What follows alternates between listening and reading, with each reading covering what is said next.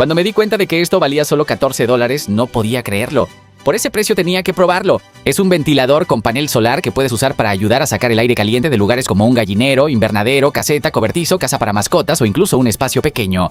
Lo bueno es que funciona con energía solar, así que durante el día puede estar ventilando sin tener que estar conectado a la electricidad. Ahora, siendo completamente sincero, la durabilidad todavía no se las puedo confirmar porque apenas estoy empezando a probarlo. Y algo que no me gustó mucho fue el panel solar. Se siente bastante sencillo, como que podrían haberlo hecho de mejor calidad, pero por $14 creo que vale la pena darle una oportunidad. Si quieres verlo, toca el carrito naranja y mira los detalles.